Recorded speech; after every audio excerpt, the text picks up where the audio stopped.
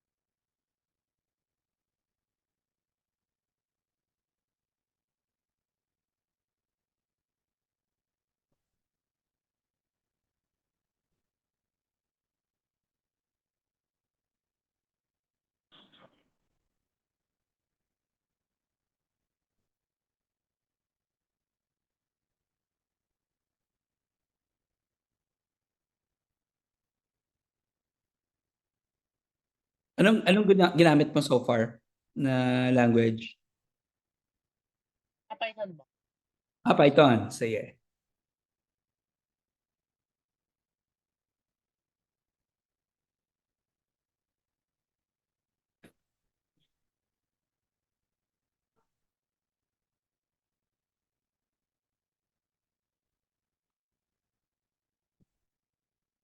Sige, if kung hindi pa siya na-implement, Joshua, I'll give you na sometime ulit. Pero may yung basta yung wait lang po, i-revert ko lang po sa kasi nagkaroon ng syntax error sa proved Euler part. Pero Pero sa Euler yung part, sa Euler part, I think it's okay.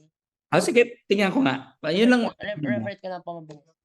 Sige, sige. Go, go, go.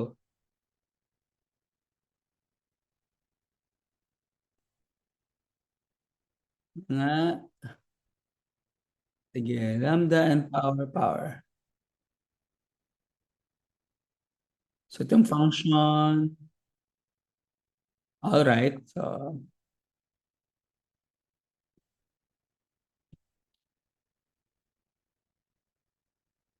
nga.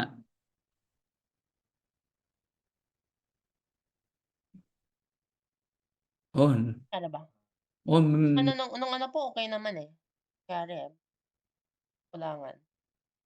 Sabi ko nga po dapat di. Wala, bigla may error. Saan? Print.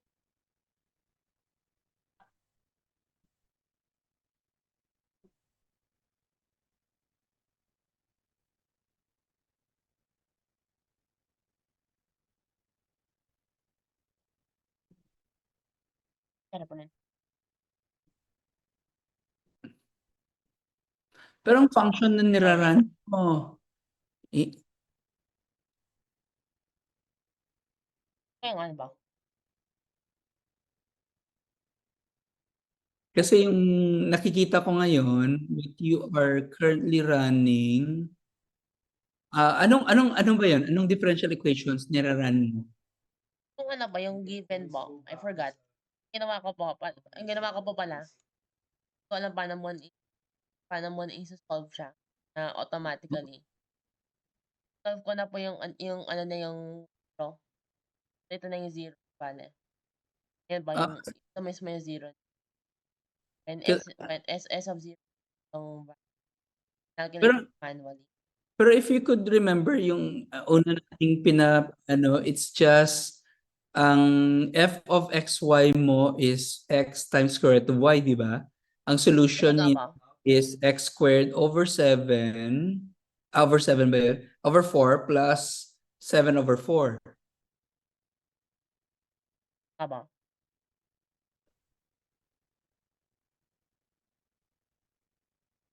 So I'm just wondering, parang hindi ko nakikita ang function na Yung wala po. sinusolve. Kasi, Ah, oo, yun yun, yata no? po eh. Ito ba? Parang yun ang ano, Ito ba? i-raise mo sa power yung buong yan. I-check ko lang po. Oo, yun ang solution. Yun ang solution kasi eh. Aba.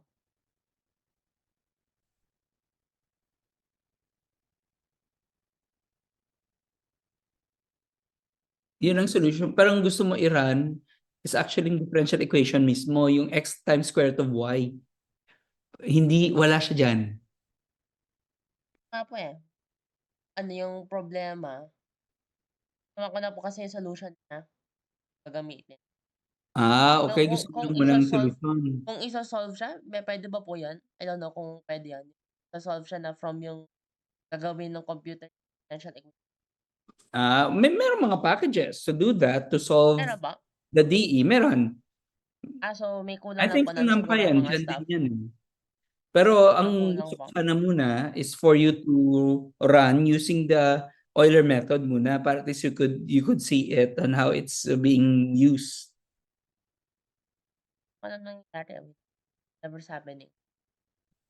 Sige, I'll leave it as an assignment ulit sa iyo ha. Babalikan natin yan by next meeting Tama. ulit. Alright? Tama. And then can also show mine both I think ngayon kasi hindi nagwo-work ang MATLAB ko kasi it's an old one so I have to upload a new trial version para mag-work lang sa computer ko. Hindi pa rin siya may mga error. Nag siya loop for the error. Usually magsa-stop ka lang depending on the number of iterations na gusto mo eh. Number of points na gusto mo i-determine sa x value mo. In this case, t ang x mo eh. Ang t mo magre-range from 0 to 1 lang. Pero magsa-stop siya kailan? Anong Ano ba? length? 2. Okay. Tapos, stop siya. Akin nga po eh. Oo, Yung gusto ko sanang gawin. kasi ginawa mo, ang t mo is from 0 to 1. 1, yeah, oo. Okay. Ang h mo is yung input. Mag-input ka pa sana. What h? Yung pinakamalayo pa, bale. Last. Ganda sana po kasi pag ginawa ko na po eh. Let's Okay. say po yung H parang yung 0.1 or yung 0.1. Oo. Depending on yung accuracy. What if ilulup mo na siya, ang t mo is from say, from 0, ang minimum value mo is 0, di ba? Yes, So, yun ba yung initial? Parang yung initial natin, it's 1 eh. Nga po 1, eh. Kaya ginawa ko ba, imbis na, may binigay yata ba, ano ba po? 1 tsaka 4. 4. So, kinuha ko pa po yung 0. So, ano ba, I manually have to check ano yung zero niya, which is 0. Pero otherwise, if I thought kung meron naman sigurong package, discern yung zero na Ang automatically. zero niya, ang zero ng function mo naman kasi it's just, 'di ba maghanap ka at x or t equals 0. So magiging z, ano yan? 1/4 square, 7/4 squared. So Yes. what's 7/4 squared? Yun. Tama. Pero baka siguro there's a way to do it automatically. Okay. Sige, sunod na lang natin pag-usapan yan. Tama. Alright. I'll also run May mine. may mga missing. Oo. Sige. Ba't nagmamali po? So, Nung last save. I see.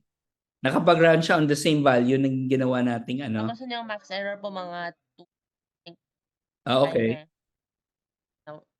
Uh, yung mga early errors po mga yung exactly yung sa same sa Excel. So I think it's correct naman. Okay. Correct po siya kasi yung problema lang parang walang graph kasi hindi ko alam yung Matplotlib na pag-aralan pa. Something's wrong here. Tapos hindi nga pa parang may problem na pwedeng sana ito po sana po yung naka-comment po. Kung input is 1 tsaka 4 sana yun. Tapos Oo. will calculate that. I Oh, could change yung 1 tsaka 4. Magra-run siya muna to do the inputs. Tapos doon ka na mag-ano. Pero, Yung by the 1, way, 4, tapos yung accuracy H, tapos yung pinakadulo na po ipapakita na sana yung end last. oo. Tapos yun na, yun po, yung dapat yung go. However, magagawa mo lang yan for any input kung hindi ka naman nagsosolve ng function. Kasi yung function mo, solution na yan eh. Ang Tama. ano sana natin, yung slope function mismo. Tama. Sige, anyway, pag-usapan natin yan sunod. I can show you how it's being done. Pero that will be in the next meeting na lang. Okay, sige. I'll share my screen na. Tama. I'll show my screen now. Share screen. Wait lang ba? Mabilis lang ba? Sige, sige. I think alam ko na bakit nagkakamali. Ba't ako naka-power share?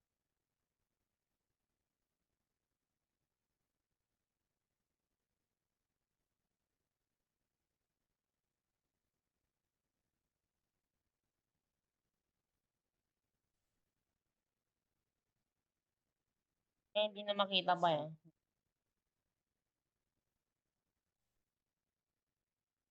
Wait.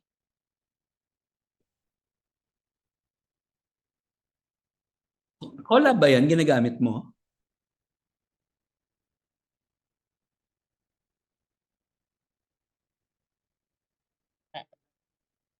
Tama no? Collab yung ginagamit mo. Ano ba? VS Code. Okay. Run in Python. Ayun. Sige nga. Ayun. Let's say, Nga. ano ba? 0.1. Okay. Ito pa yung maximum value. Sort of. Run ulit. 0.1. Pala. 0.0. Sa mali po akong terminal. Yan ba? Ano Yung error. compute niya? Ang error? Yung maximum error ba? Kasi wala po kasi akong plot. So, ang parang gate na lang po sa error. Pero Pinakamalaki na mong error. pero looking at your code, hindi siya Tama. nagso-solve ng differential equation. Nga po na-solve na kasi nga po kumbaga ito na yan. Oo. Ito na po So, yung solve. Tapos ito na lang parang approximation na nga po. Hindi na actually natively na-solve. kasi what we're looking for sana is the solution of the differential equation na sinusolve. So in the first place, sa code, wala naman nakasulat dyan ang slope function na sinusolve mo. Ang x squared of y, ng solution niya, yung function dyan na sa code mismo. Tama. So, Meron ba kayong recommendation doon? Kahit na nag-google na nga ako, parang top siguro para automatically sinolve na yung pero meron talaga yung mga ano tawag nito. May mga packages na that will solve your differential equations. Just like Euler, merong package na yan, meron ng Rujkuta lalo to pa na parang the other side of Python pala may ganun. kahit sa Python kasi meron na siyang package. Pero ang goal sana natin is based on our discussion solving using Excel. So, ang question from Excel, paano mo siya mako-convert into a Python code? Yun ang goal sana natin. Tama. Okay, anyway. So, sa ano na lang, pag-usapan na lang natin sa sunod. Oo, okay. Diba? Alright, so I'll now share my screen now sa akin. Sige ba? Alright, sige. And, Yung pala yung main problem. Hindi pala ako naka-run in Python. Naka-terminal. Pala automatic. okay. Na hindi niya ma-read ng mga languages, dapat specific to Dapat kung anong... specific terminal ba? Okay, okay. Ano po ba? Ako, normally I'm using sa mga ano ko talaga coding ko na ako magsusulat because I'm I'm familiar with MATLAB ginagamit ko. MATLAB, ilan po siya? Parang Ano yun? siyang innate na po na ba, nandun na po siya, parang, built-in? Built-in, but may bayad siya nga lang, you have to pay for the subscription. Oh, okay. So, I purchased actually a version of the MATLAB in 2 years ago, pero hindi ko na siya Meron pa na-update pong torrent, ayun na ba? na mga advance kasi So, luma hindi na ba? kasi luma na ang hindi na updated ang ano niya, ang That's unfair, they should give you a free subscription. yeah. Subscription dapat pala. Tama. Fair. Well, anyway, sige. Let's start our discussion today by recalling the following models. So, yung model na i-recall natin na pinag-discuss natin last time is the Malthusian model of population growth. And this model is expressed as follows kasi this is exponential. So if we let n be the population size, so the derivative of n with respect to time in the rate of growth of a population is directly proportional to the number of population. So yun lang naman ang ibig sabihin. Where r, we assume this to be your birth rate minus death rate. So yun lang naman yung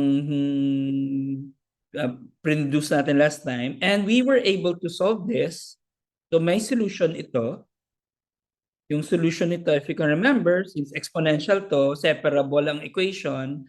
So this is just n of t is equal to, kung na-identify na natin ang initial population condition, x sub 0 times e raised to rt. So ito yung una, nag-solve natin based on this separable equation.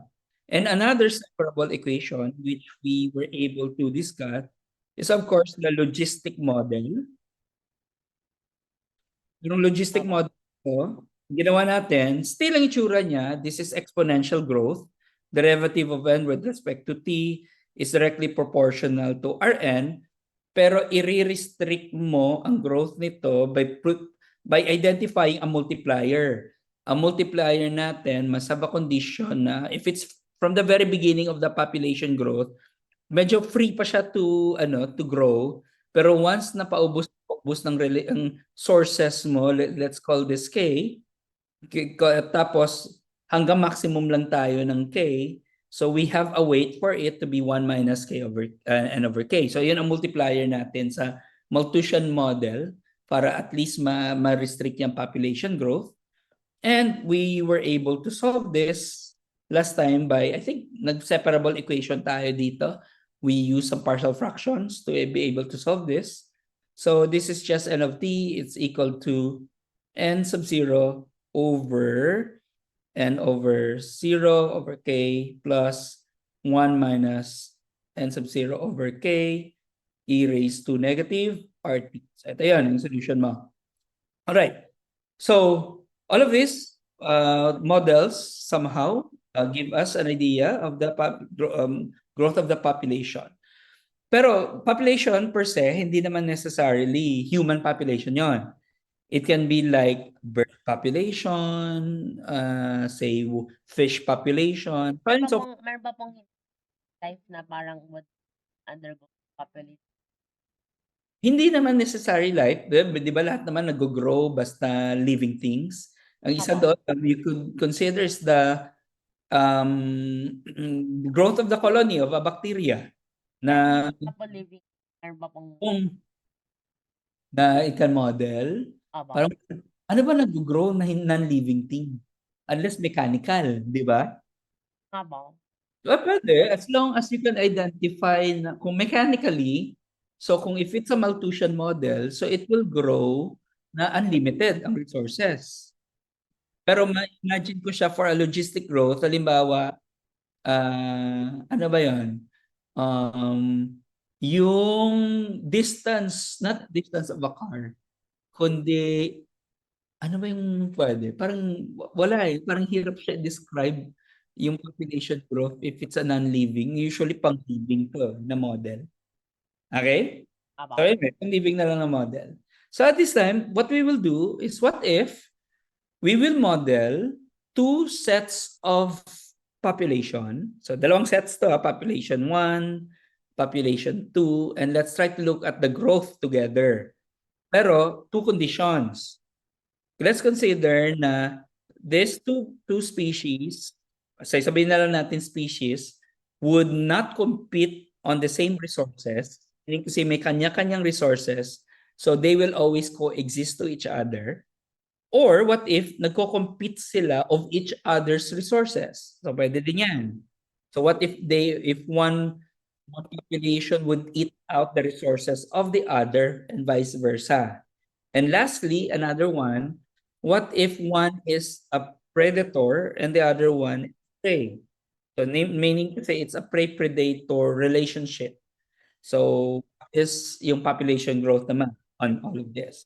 So yun. So let's consider the first scenario. So to say, let's look at two species na they are, say, coexisting with each other. So obviously, yung model na maiisip natin is for example, if this is a logistic, and let's consider the two sets of population, let's name them N sub 1 and the other one is N sub 2, be populations of species 1 and 2 respectively. Ito yung mga population nila. And of course, if this is logistic, obviously, yung pinaka-obvious na wala silang pakialam sa bawat isa in terms that they are coexisting to each other. So the model looks like this, still logistic. Let me write down the logistic form. N sub 1 over K sub 1. By the may sub 1 to. For this is for species 1 na model. And the other species, 2, would be this. So obviously, if you are to compute for the solution of these differential equations, mapapansin mo na they are purely somehow ang mga variables nila wala namang interaction to each other. So therefore independent naman ang magiging solution of this differential equation, and the solution look like this. Meaning puro n sub 1 yung mga n sub 1 yung n natin dito, ang r is r sub 1. Pero what is interesting, what if there is an species competition? So let me write this down. What if there is interspecies or interspecific competition? So meaning, what if we will introduce the following differential equations? So first, it start na ang differential equation mo would still be same to be logistic. R sub 1 and sub 1 times 1 minus n sub 1 over k sub 1. Pero may idadagdag ako sa numerator. N sub 1 plus alpha sub 1 to n sub 2 all over k sub 1. Yan. Meaning, si species 2 ay nakikishare ng resources with species 1 sa model na ito. Okay? Second model, ganun din. By symmetry, we can write the following. So this becomes r sub 2, n sub 2, 1 minus n sub 2 plus alpha sub 2, 1, n sub 1 over k sub 2. So ibig sabihin sa second equation na to, that the species 1 would share the resources, not share, kundi kinakain niya palang resources ng species 2. Nakita mo yung equation, meaning to say, may variable 2 ka sa equation 1 at may variable 1 ka sa equation 2. So where, isusulat ko lang muna dito, ano to yung alpha sub ij? So ang alpha sub ij somehow is just a number that measures the effect an individual of species j to the population of species I. Meaning kasi it's some sort of a conversion factor. Nagko-convert ka lang ng something kasi ang unit of measure mo dyan is number, number of population. So to produce this as a consumption, so may multiplier ka lang. Normally it's a decimal number lang naman yung alpha na yan. So okay? So that's the idea of the looking at the effect of the existence of one species to the other species by looking at the resources. So ang question natin is this. Kaya niya ba somehow to show when will be the species coexist to each other or directly baka mamamatay ang isang species than the other? Di ba? Yun yung gusto natin. That's the idea na gusto nating titignan. Actually, well, what you can do is you could do some simulation.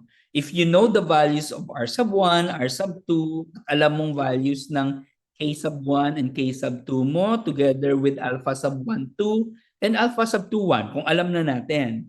But actually, mathematically, we can try to evaluate these equations by looking at its equilibrium level or at its stability points. Yan ang gusto natin tignan. Naalala mo pa kung kailan, anong ginagawa natin to look for the fixed points, equilibrium points, or stability points? Anong ginagawa natin to do the ano yung second derivative yun, it's actually your ang second derivative nun, it's actually your acceleration. In this case, gaano kabilis further ang growth rate mo. Yung stability. Tan zero. When dx is Ayun, tama. So in other words, you equate that the rate of growth is 0. So equate mo tong dalawa na to 0. So meaning, we let the derivative of n sub 1 with respect to time t is 0, so as the derivative of n sub 2 with respect to time t is also 0. So both of them equated to 0, so you are solving for the following. So meaning, kung titingnan mo, ang r sub 1, n sub 1 times 1 minus n sub 1 plus alpha sub 1, 2, n sub 2 all over k sub 1, gusto mo to i-equate sa 0, and also you equate to 0 as r sub 2, n sub 2 times 1 minus n sub 2 plus alpha sub 1, 2 to 1 n sub 1 over k sub 2. Ito yung i-equate mo rin sa 0. So, this is only algebraic. So, what is n sub 1 and what is n sub 2? Meaning to say, using this equation on the left, yung lalagyan ko ng square, can you look for what is n sub 1? Is this equal to what? Ganon din dito, if you solve for the second equation, equated to 0, what is n sub 2?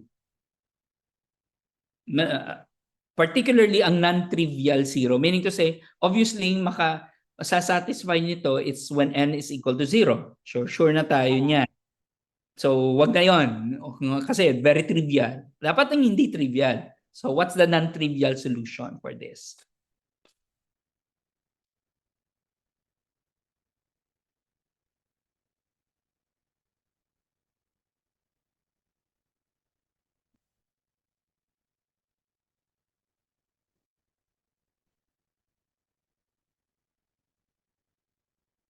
minus. So n1 is equal to k1 minus alpha 1. That's correct. So, sulat ko ha. K1 minus alpha sub 1, 2, n sub 2. How about the other equation? Parang mirror na lang yan. Parang ganun na naman. Okay. So, K2. So, it's 1 naman, ayun. Ayun, yun na. So, meaning isa to, ang tawag pala dito technically, these are what you call your isoclines. That's the math term. Yung na-solve natin is the isocline of the first species, and the second one is the isocline of the second species. So in other words, it's a line. So let's, for example, let's consider this. Kung igagraph mo ito yung una, let this be the n sub 1 axis, and let's call this to be your n sub 2 axis. So if you let n sub 2 to be 0, so what is n sub 1 equal to? Or yeah, pwede.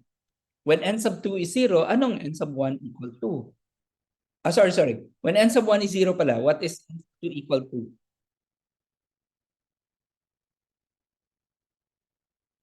Or n sub 2 muna, pinaka-obvious sa una. N sub Pag-ano? 2, so you will have 0. n sub 1 is equal to k1. Diba? Yan ang Tama. una. Ito naman K. Mamaya. At Right. dito ko isusulat. Sige, sulat ko na lang dito sa kabila para obvious. So you'll have n sub 2, n sub 1. So therefore, ito naman, it's your k. Okay? So how about when n sub 2 naman is, when n sub 1 is 0? What is n sub 2 equal to? K2. So, K2 ba? Wait lang. Ano? Yung una. Ito lang muna. Dito ako mag-solve. Habang. So, when n sub 0. 0? In K1 over alpha 1, 2. Okay, that's correct. So, this is K1 over alpha sub 1, 2. So, therefore, let's represent this to be our line. Meaning, idugtong mo itong dalawa. So, this will be our line for the first equation. Tapos, how about the second one? Anong value dito when n sub 2 is equal to 0? What is n sub 1?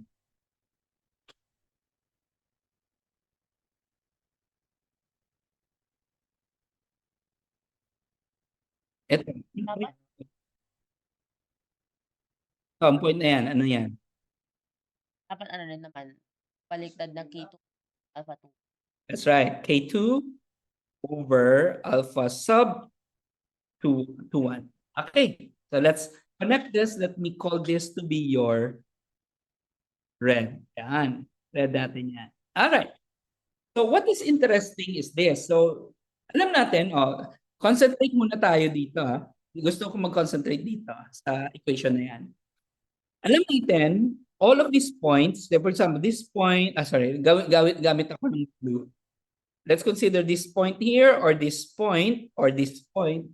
Ibig sabihin, it's satisfying your equation to be 0. Meaning, any point on this line, it makes your equation 1 to be equal to 0. Diba? It's equal to 0. So beyond that, this point, the question, what our interest would be, what if hindi siya part doon ng line? So it can be like above or below the line. So yun ang gusto nating titignan. For example, in this case, pipili ako ng point above. Diyan. So for example, in this case, pinili ko yung point na yan. Tapos, we know, in this case, this is above your isocline sa taas. So, nag-increase ang inyong above to, ha? Increase yan. Nag-increase ang iyong n sub 2. So, meaning, si n sub 2 mo dito, lumaki. So, the question, what will happen, dito pala, sorry. N sub 2 mo dito is, let me write down the complete equation sa baba para at least guided tayo. Sulat ko dito. Again, the derivative of n sub 1 with respect to t is equal to r sub 1, n sub 1 times 1 minus n sub 1 plus alpha sub 1, 2, n sub 2 all over k sub 1. Again, babalik ako. Pinili mo ang point sa taas ng isocline mo. Kasi kung sa baba lang, kung ito lang yan siya, magiging equal to 0 to. Sure tayo. So ang next na lang ang option, what will happen if it's positive or negative, meaning if it's above 0 or negative 0. So therefore, ang goal natin, what if nag-increase si n sub 2, meaning lumaki to kasi it's above the line. So nag-increase, kung ito yung n sub 2 mo originally, umakyat siya somewhere dito sa taas. So para at least clear tayo. Medyo erase ko lang to konti erase ko lang yan. So sabihin na lang natin ito yung increase dito hanggang dyan. So may increase. So sulat ko lang muna. Increase yan. So ang tanong, what will happen to n sub 1? Ano mangyayari sa rate muna? Tingnan natin yung rate. So this is increase. Lumaki yan. So lumaki yan siya. So nag-increase. So what will happen to the derivative of n sub 1 with respect to t? Is it positive or negative? Kasi 0 yan originally. Umakyat ka lang. Increase yan Tama. So lumaki lumaki ito. So therefore, kung lumaki yan, in other words, lumaki din to, buo niyan. Tama. So kung lumaki yan, 1 minus yung malaking number, ano mangyayari? Dapat. Ito, liliit yan. Kung liliit yan, if this is 0 originally, at lumiit ito, so what will happen to the rate? Negative. So kung negative ang rate, ano mangyayari sa population ng n sub 1?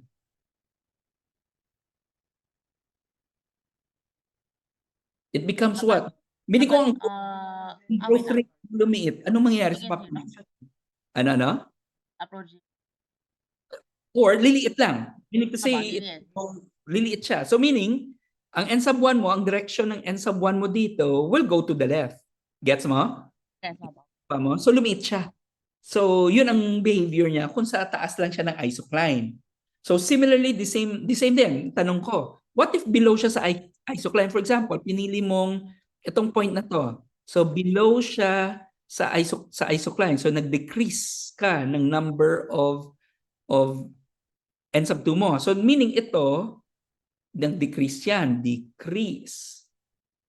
So ang question, what will happen to the rate of growth of n sub 1? So meaning, decrease yan Anong mangyayari sa buo na yan? Liliit din. So kung liliit yan, anong mangyayari sa 1 minus ang buong ito?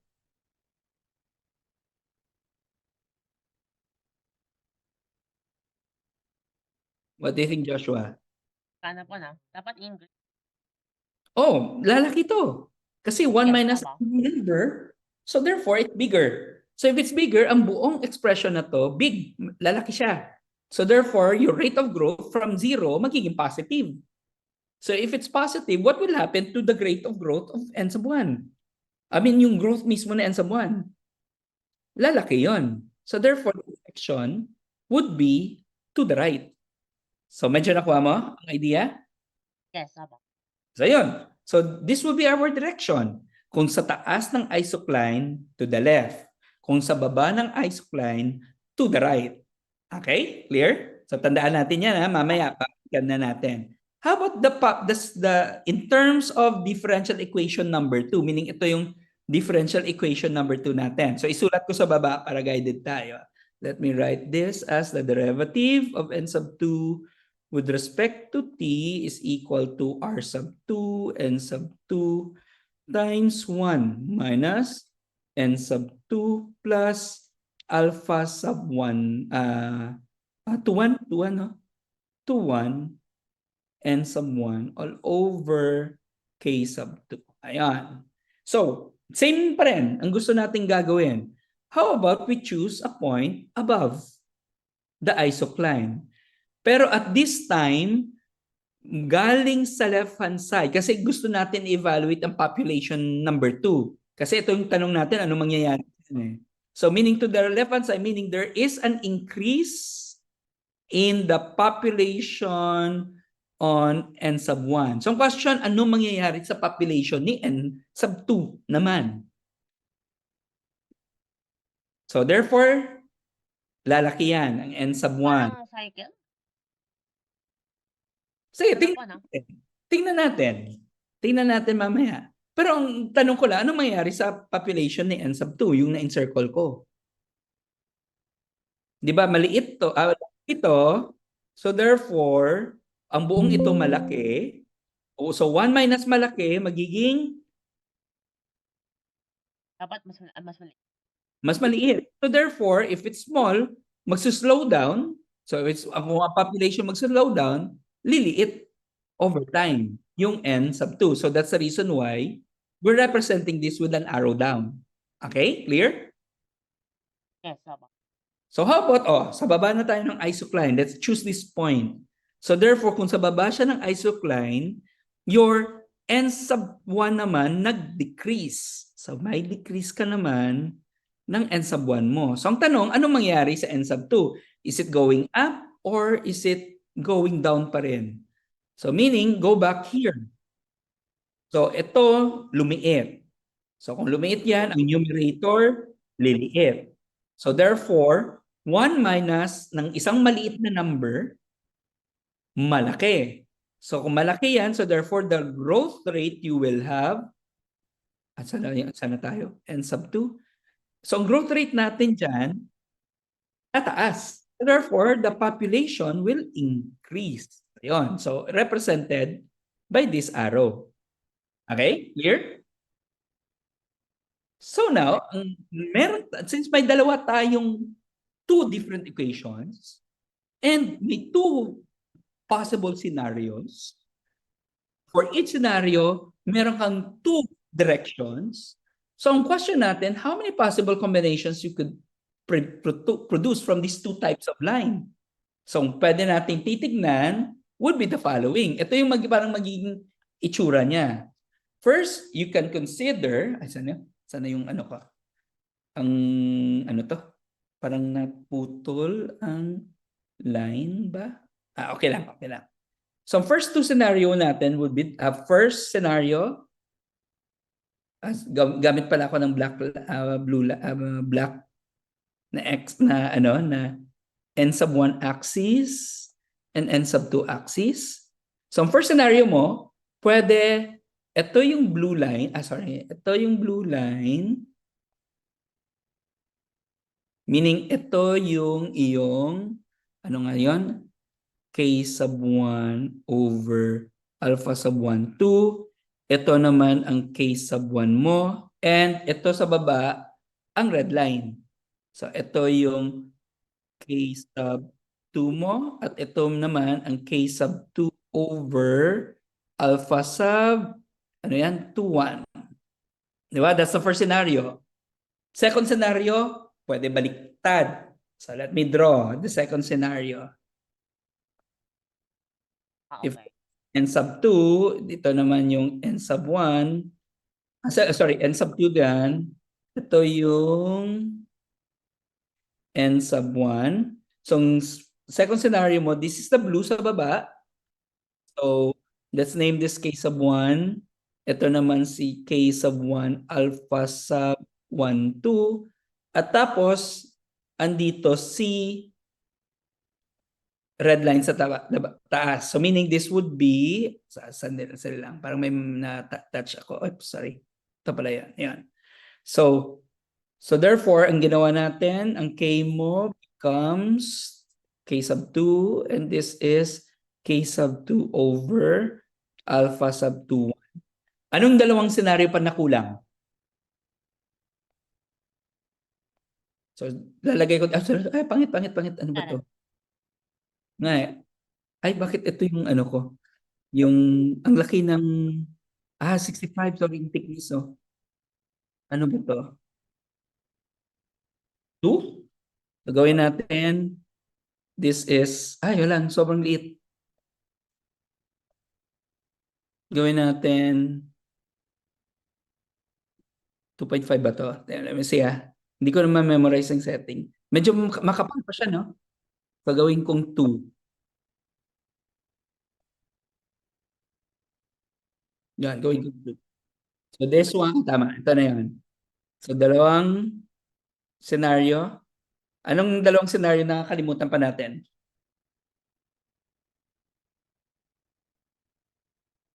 Kung ito yung blue at itong red. Yan. So nag-intersect. Parang ano yung sa parallel. Oh, hindi sa parallel. Oh, not necessary parallel. Parang nag-cross sila. Anong second? Ang last.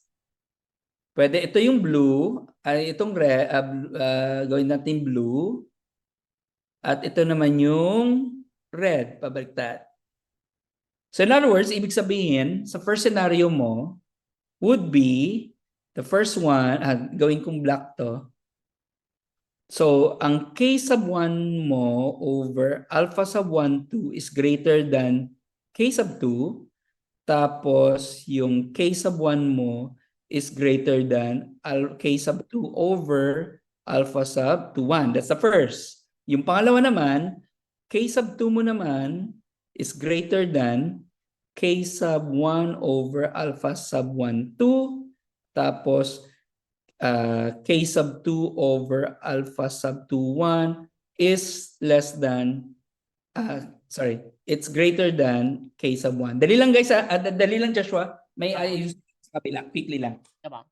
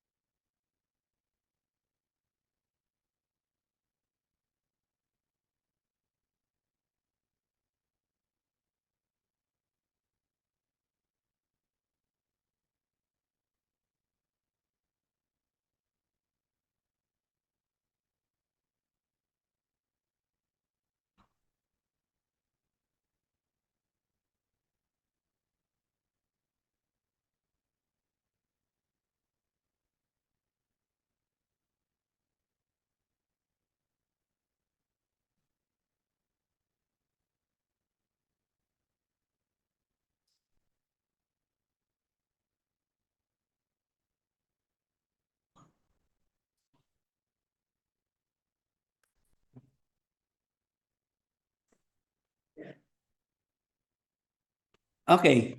Sorry Joshua. Mas kasi yung mga kasamang so nila ko lang doon sa kabila. But anyway, so ito yung scenario na isa. How about this one? Can you dictate to me what's the scenario? So yung una, this is the first, this is the second one. So what's the third scenario? Third, from parang nasa kabila naman na yung K2 naka-attach dun. So meaning K2 is still greater than K sub 1 over alpha sub 1, 2. Kasi ito yung K2 mo, ito naman ang K sub 1 over alpha sub 1, 2. How about sa baba? Mas mataas ang K1 greater than K sub 2 over alpha sub 2, 1. Nakita mo? Kaya sama. Kasi ito yung scenario sa baba. Yan. Okay, next. Last.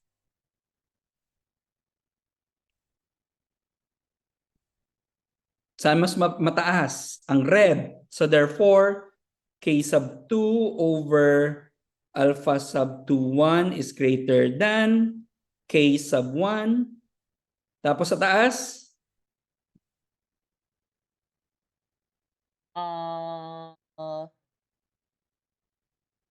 Dapat yung baliktad naman. Oo. K Dapat sub K1 1 over alpha sub 1, 2. yan. Okay. So yun. Ito yung apat na scenario. Kasi kung magko-compute ka later, kasi pwede mo naman i-simulate hanapin mong mga values pero you don't know what's the direction later. Pero ito yung apat na titingnan natin so that we can evaluate. And we already know if it's blue or red line, ito yung mga direction na paghahanapan natin. So tatandaan natin, yung blue, it's from left and right. Ang red, it is up and down. Okay? Medyo clear? Kung gusto mo screenshot dyan, screenshot mo to kasi gagawin natin, i-guide natin mamaya sa apat na scenario. Alright? Yes, Sige. Apo. Sige. First scenario tayo. Gawin natin yung una na to. Okay. Baka pwede ko na lang to kopyahin. Sige. Try ko nga. Copy yan. Ay, kokopyahin yung buo. Wag na lang. Sige. Sulat ko na lang siya. Sige. First scenario. Scenario number 1. So, ito yung n sub 1 axis. Ito naman yung n sub... sorry. This is n sub 1 axis. This is n sub 2 axis. Ano nga yung blue sa taas? Blue sa taas. Red sa baba. Okay. So, meron kang 3 regions to consider. It's below the line, the 2 lines, above the 2 lines, and in between. So, pili tayo muna. Say, for example, let's consider this point. So both of these below this point is below to both the red and the blue line. So titingnan natin yung magiging direction niya. So if it's below blue, balik tayo, below blue, so therefore, anong direction niya? It's to the left. Kasi below siya sa blue line. Ang direction ng point mo, to the left. So isusulat natin yan. So below blue, to the left. Sorry, dapat gawin ko blue siya. Blue. Yan. And also below din siya sa red line. So below din to sa red line, yung direction ng red line mo, below siya, so therefore, it's going up. Okay? Medyo Yes, na-gets? Apo. Therefore, gawin natin, ito, using red, going up. So we know in physics, kung meron kang left direction, meron kang up na direction, saan siya papunta? Anong resulting vector niya? Yung Using anong method yon? Naalala mo pa sa mga vectors sa ano physics? po? I'll give you a hint. The parallelogram method.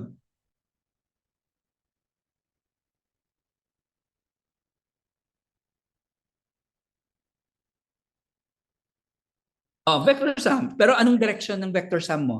Ganun. Pag ganun po siya. Sorry, Yan kasi po. naka-turn off Pag camera mo ano eh. nga po yung, ay sorry. Hindi ko Anong nakikita. gagawin ko?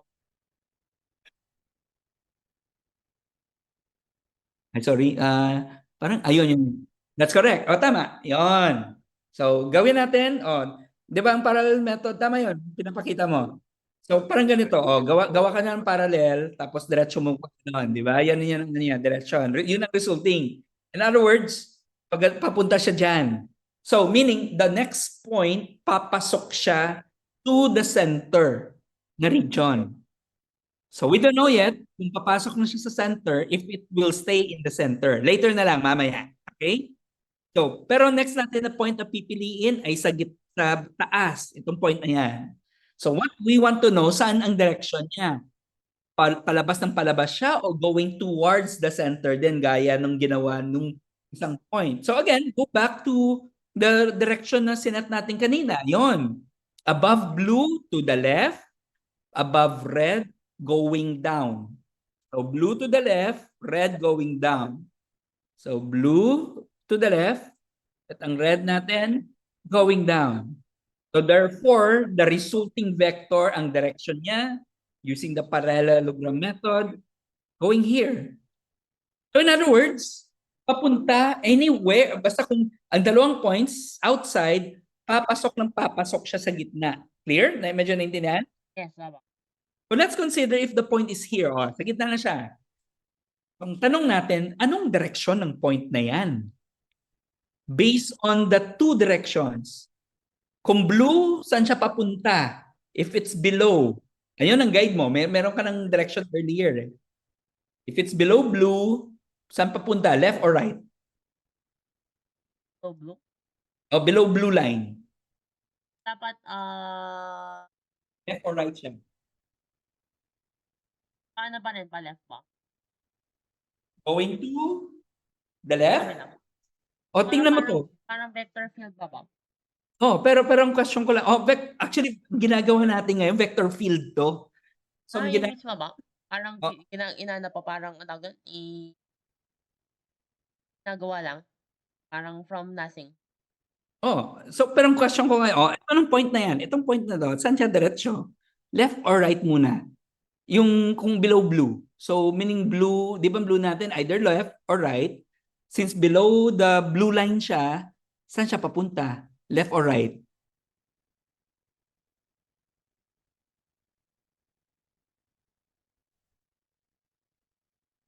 Tingnan mo, itong clue mo, dalawa na yan, yun. Di ba may dalawang direction Kaya ka nga na dyan? parang wala. Meron. Going to? Diba, ito, below blue pa to. Below blue line. Okay, okay, okay. So The right therefore, muna. to the right. Okay. So how about ang red? Saan papunta? Taas din ba? Tingnan mo. It's above the red line, ang point. So bababa. Gano'n, okay. Pababa. Yon. I see, I see. Akala ko na po yung ano So niya, parang gano'n therefore, siya. ang resulting vector nito, papunta siya dyan. Di ba?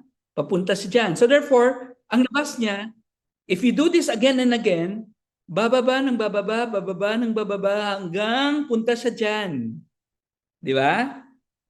Oo, But dito na tama. siya sa baba, ang it's still below the blue line.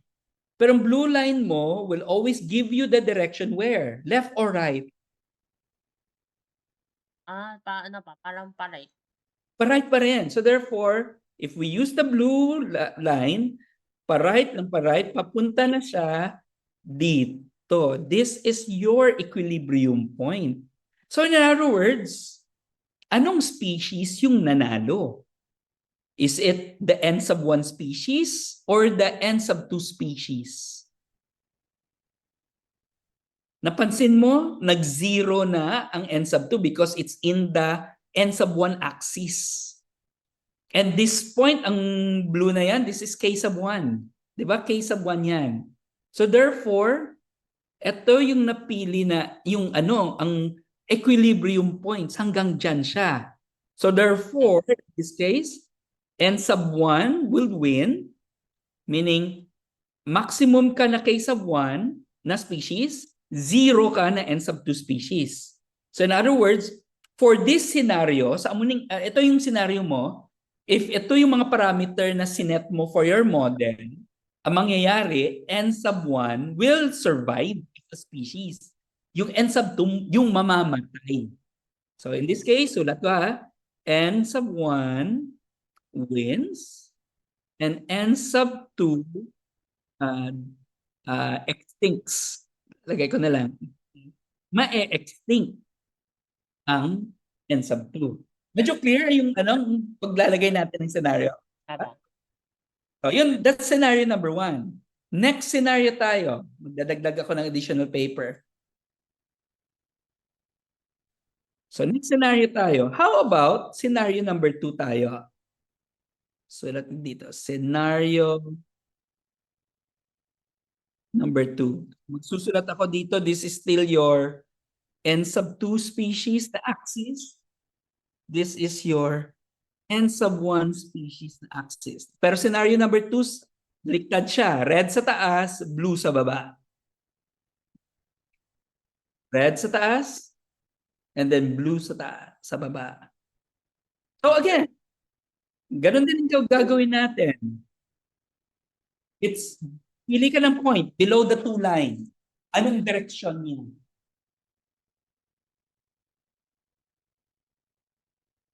Based, analyze natin sa scenario number 2. Para guys, Baba siya. scenario number 2. Okay. Parang so, left up. Left up, tama. So there, or left up, tingnan natin. Below siya ng 2 points. Anong direction ng blue mo, left or right? Below siya. Below siya. So dapat pa-right. Tama. Pa-right. Sige. Right up, right up. Right siya, tapos up ang red. Ayun. So therefore, again, ang resulting vector sa gitna going to the center. Okay? So mamaya na yan, balikan natin. How about this point? It's above both lines. So opposite ang direction, meaning kung blue mo kanina below to the right, so ang blue mo ngayon to the left, ang red mo naman going down. So baliktad. So therefore, again, ang resulting vector would be this. If you do this again and again, papunta siya sa gitna. Okay? So now, let's assume ang point ay nasa gitna na. Anong direction mo ngayon? Ayun na, may guide ka na. May ginawa na tayong left, the blue, up and down, left and right. Kung nasa ano siya,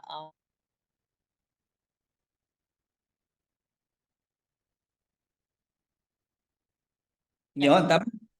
left up. So left, tapos up.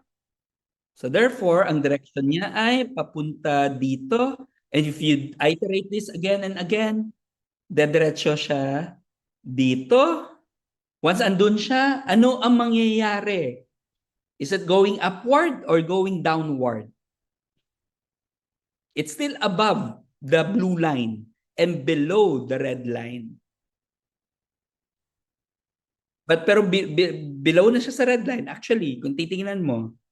So anong direction niya? Up or down? Dapat pataas po. Pataas. So going up to until you reach this equilibrium Okay. point. Pero ang equilibrium point natin dyan, again, let's go back to our equation, k sub 2. So papunta siya ng k sub 2. So therefore, in this case, ang location na yan, so that will be 0 ang n sub 1, tapos k sub 2 ang n sub 2. Meaning to say, mamamatay ang n sub 1 mo, ang maximum population ng n sub 2 mo is k sub 2. So in other words, we write this here. So sulat ka dito. N sub 1 will go extinct, but n sub 2 will survive. Okay, clear? Medyo naintindihan? Sabaw. So, at ikaw to gagawa. How about in your seat right now? Guided ka na ng ginawa natin earlier. N sub 1 yan.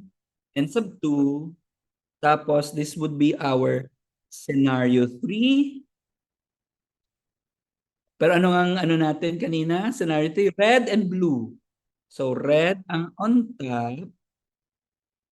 Tapos, blue dito. Ayan. So, I want you to choose first any point. Say, ito. Dito tayo mag-umpisa. Dito tayo mag-umpisa. Yan.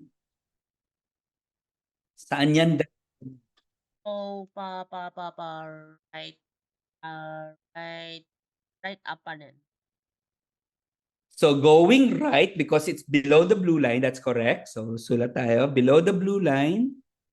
Tapos ang red mo, it's still below the red line, so therefore going up. You're correct. So yan. Therefore, in this case, ang resulting vector, papunta siya dito. So therefore, papunta siya dyan. Yan. So for example, ito na yung point. Diyan lang natin ilalagay. Let's consider this point naman dito, dyan. How about above there? Saan siya papunta? Ganon din ba going down? And then going to the left?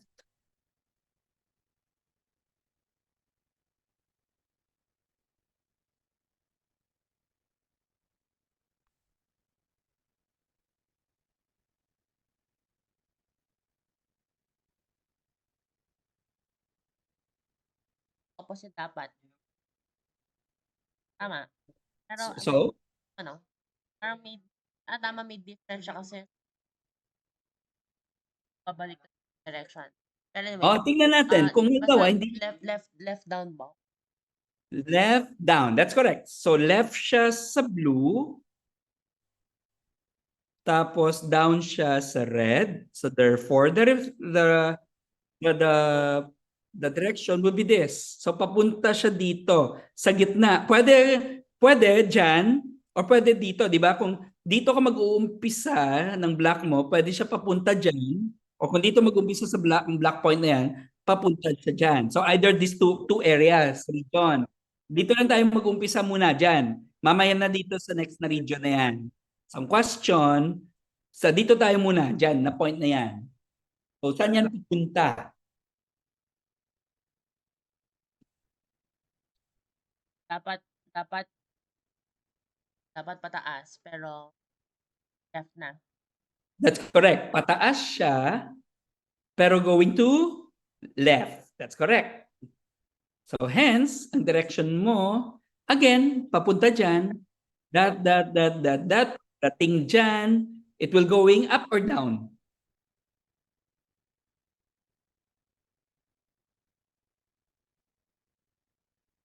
Okay. So, dapat baliktad naman siya down. Tingnan mo, ang red, ang point mo below yan, ito, below pa yan sa red. Ay, tama. Ay, wait, pataas na ba? Hanggang Going up. Yan. So therefore, papunta siya dyan, dito sa point na yan. Ano nga point na yan na red? K sub 2. So going to K sub 2 siya. So kung yan ang mangyayari, meaning to say if your point will enter here sa area na yan, sa region na yan, yung species 2 will win. Meaning to say, for this scenario, n sub 1 is 0, n sub 2 would be k sub 2, meaning species 1 will go extinct and then species 2 will survive. So survive siya if that's the scenario. Pero what if itong scenario sa baba? So meaning dito siya pumunta sa point na yan. So saan yung direction ng point na yan? So no. Sa taas siya ng red, sa baba siya ng blue. So dapat right. So you will have right and down. You're correct. So right ang blue, down ang red. Ayan. So therefore the direction, going kung black, our direction would be this, going down and down, and punta ka dyan. Yung direction po yung sabi na pa. That's right. So therefore, mapunta siya dyan hanggang dyan, na point. But that point is what? Ang K sub 2 mo is K sub 1 will be K sub 1, ang blue. So this would be K sub 1. So hence, sa ganun direction, you will have N sub 1 to be K sub 1, and then your N sub 2 is 0. In other words, your N sub 1 species will survive, and N sub 2 will go extinct. But for scenario number for this scenario number 3, question, may possibility ba that both species will survive?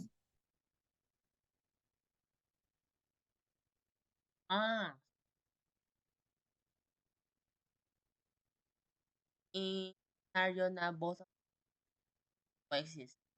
Either one goes extinct or the other one goes extinct, one survive. Parang What if I'll tell you na meron? the very very equilibrium sa pinaka. That's correct. So meaning itong point na to, yan, ang point na yan. Kasi once andun, kasi hunter number, wala na tama. So ito yung importante kasi 'di ba ang pagpipili ng mga points, like for example, scenario 1, pumili tayo ng point at saan siya manggagaling. Meaning kasi ang pagpili ng point dito, this is a way to choose your initial points, meaning initial populations. So for example, nag-introduce ka ng dalawang species. N sub 1, N sub 2, nilagay mo sila sa isang lugar. And they are competing with each other's resources. So ang tanong, magsusurvive bang species na yan o hindi? So meaning you as say, for example, a scientist, you choose your initial population for both. So for scenario 1, whether you choose na mas marami ang N sub 1 or N sub 2, it will always give you na it is species 1 will always survive or win. Pero sa scenario number 2 naman, no matter what, anong initial population mo, it will always be species number 2 will always survive. And N sub 1 will go extinct. But scenario number 3, nakadepende ang survival in terms of your initial population na pipiliin. So, kung pipiliin mong population dito na ito yung mga initial conditions ng N sub 1, N sub 2, it will be species number 2 will survive. Pero kung ito yung mga population na pipiliin mo as your initial population, species 1 will survive. But kung gusto mo na both species will survive, very tricky siya, very rare na, although malalaman mo ano magiging initial population mo, dapat ang point papunta dyan sa gitnang intersection. So parang you're pushing your luck na sana maano ko to, matatamaan ko to na they will be able to survive. Basta matatamaan nilang equilibrium point in terms of their direction. The equilibrium point, Norm, or what is it destined na someday? Actually, in this case, parang one in the, although hindi ko naman sinasabi ito yung tamang number. Natural. Parang, Rare siya. well, rare lang siya, rare event na nangyayari. Meaning to say, in this case, remember ang scenario number 3? Ang scenario number 3 mo, ito yun, no? Na ang carrying capacity ng second species mo, mas malaki siya sa carrying capacity ng first species mo divided pa ng fraction ng ng interaction factor. With case of 1 na mas malaki yung maraming species number 1 mo compared to case of 2 divided by your yung factor na yan. So very weird na situation na ang both species will coexist for scenario number 3. But what if, let's consider scenario number 4. Yun na lang hindi natin natitignan. Okay, let's go to scenario number 4. So let's this is N sub 1, N sub 2, sorry. This is N sub 1. This is scenario 4, no? Scenario 4. Tapos, ito yung blue, ito yung red. Ang question, pumili ka ng point, say, dito. Yan ang pinili mo. Another, ito, meaning mga initial conditions mo. So, sa baba muna tayo, sa baba. What's the direction? Below both lines yan. Upright. Upright, that's correct. So you will have an up for the red, tapos right to the blue. So in other words, ang direction mo will be this. So papasok siya dito sa gitna. So tingnan natin mamaya muna. How about this point? Dito naman tayo sa taas. Right, left down. Left down. So left sa blue, tapos down sa red. Therefore, the resulting vector, pag ganyan. So papunta siya sa gitna. Ganun din dito.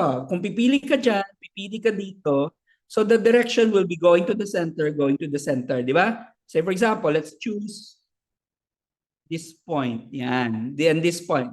Saan sila ang mga points na yan papunta? Based on this analysis. Going to the equilibrium point. Lahat. Kasi naisip ko nga po, let's say start siya anywhere. Kung naabot siya sa yung triangle zone, the direction, para siyang funnel. That's correct. So meaning, naa-attract ang ang mga points na no matter what where you Ano will, pa siya, stable equilibrium pa na. that's correct. So in other words, this is your equilibrium, meaning to say, ito yung win-win situation. N1 will survive and N2 will survive. Therefore, there will be coexistence. So, anong itsura nun ng coexistence ng mga parameter? Ito yun. So, kailangan mong ipapakita that K sub 1 and K sub 2 would be less than yung itong parameter. Siyempre, iba naman yung anong actual scenario ba yan, sir? How do we apply this? So, depende on how you operationalize your variable. How to ano pa na? Ano ba yung real? Na situation, di ba? So ngayon, yung interest natin, it's on the mathematics lang muna. Bahala na yung mga ecologists or botanists, biologists or zoologists. Meron po silang methods to find yung parang ganitong parameter. Well, yeah. Sigurado ang case of 1, case of 2. Statistic lang pa po yan. Ang case of 1, case of 2 sigurado. Because you can measure carrying capacities naman. For example, by the way, species 1, species 2, not necessary animal to. Pwede to plants. Say for example, ng dalawang species ng plants in a certain plot at alam mong makakompute ka ng carrying capacity niya. Maximum space lang naman to that the plants can occupy. So wala pa yan included yung mga nutrients. So yun, you can measure carrying capacities for both. Pero yung alpha, ito yung more on behavioral ng species. So this has to do with their interaction with another species. Meaning, if one species is more aggressive than the other, so alpha sub 2-1 or alpha sub 1-2 would be bigger than the other. Meaning kasi kumakain siya ng resources bigger compared to the other species. That's right. So yun lang yung medyo mga operational definitions na pwedeng ilalagay when you are to propose the paper on yung meaning ng mga values na yan. So therefore, ito yung best scenario na kung saan both of your species will survive. Yun ang importante doon. Okay? So for now, Joshua, hanggang dito lang muna tayo sa discussion. May question na po kung ano pala po kung tatlo? Ayun. Would it be worse kasi dami pong gusto mong i-test? meron pa pong parang mas harap kahit na 4 ba? Computer usually analysis ito manual muna in our case. Okay. You can do computer analysis. Na-remember to, I opened this up to my students. What if tatlong species yan? Anong itsura ng equation? Pwede po magdalawa mag-coexist na mamapaste. Kaya, I want. How about mag-coexist ng tatlo? tatlo? At sila mamatay pa. Parang gano'n na. Or baka may part of unequal coexistence po. Kumbaga, mas dominant yung isa. Dalawa, pero yung isa coexisting, pero hindi. Pero parang may madami pong factors. Pero the species we're talking about, Joshua, these species don't eat each other, ha? So meaning to say, ang resources nila, for example, nasa puno, say... Not themselves. Not themselves. So, iba na yon. Ang next discussion kasi natin, how about ang isang species would be the predator and the other one is the prey? Ayun so, na nga, nakita ko nga po parang mga graphs po, parang mauna mo na yung bababa. That's right. Prey, tapos magbababa. Parang gano'n po yung parang... I want you to look at this. Hanapin mo si Lotka at si Volterra. So, ito yung keyword mo na pwede mong hanapin. Wikipedia or ChatGPT.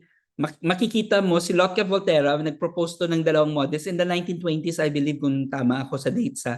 The 1920s, they're talking about, ang isa kasi dyan is a biologist and the other one is a physicist.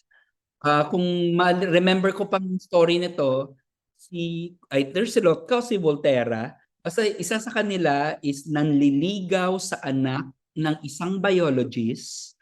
So habang nanliligaw siya, nakausap niya yung tatay na biologist. Tapos, present ni biologist, ito yung problem niya, ang scenario niya na gustong pag-alaman. Since physicist to, alam niya yung mga model, so propose siya ng model. So yun yung ano, yung parang story behind ng ano. Sa mo yan, tingnan mo lang. May ano yan eh. Alam mo naman maraming mga mathematicians It love might be story yan. interesting. Kaya niya. Parang nagkatuluyan yung yung ano, yung anak at yung physicist. So parang naging father-in-law niya to si, hindi ko nakalimutan ko si Lotka ba o si Volterra ang tatay. Hanapin mo na lang. Ayun. So our next lesson is also still the Lotka Volterra model. Kaya models to. Dalawang model yan. One is for interspecific species competition, and the other one is the prey-predator model.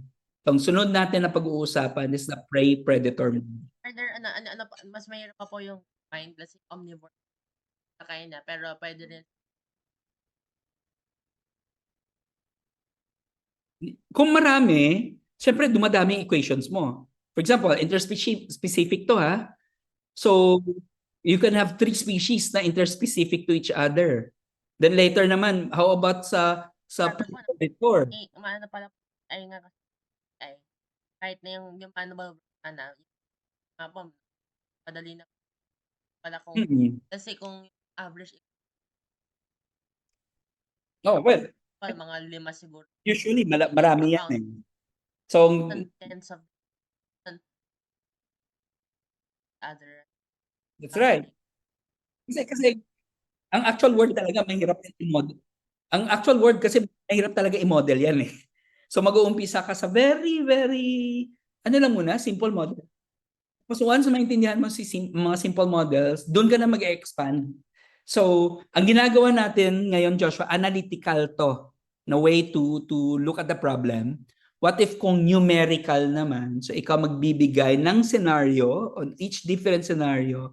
Kaya dito papasok importante yung mga Monte Carlo methods to simulate. Kasi yung mga points. Yung random talaga. Yeah, just choose random points across. Parang you can imagine this song, ginawa natin ngayon.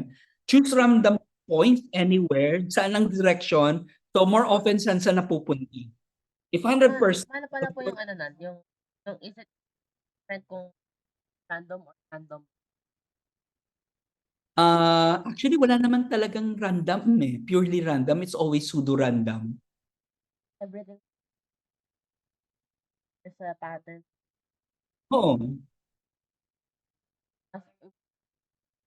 Notice po kayo as more truly random.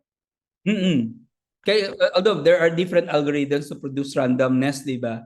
Ang usual na alam natin is just it involves bigger prime, square it, kunin mo somewhere in the gitna, yun na yung ano, yun yung parang random number na hinahanap mo. So it's always based on a deterministic model to produce randomness. When in fact, it's deterministic nga eh.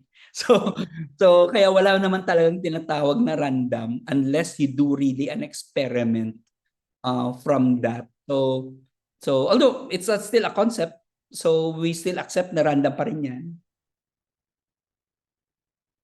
So far, Joshua, may tanong ka ba? Any questions so far? Hindi ba? Ay, remind mo ako sa chat na ipapadala ko sa iyo tong mga notes. Nakalimutan ko kasi last time. Tama? Ay, ipapadala ko sa iyo. Okay. So far, yun lang na, Joshua, for my discussion.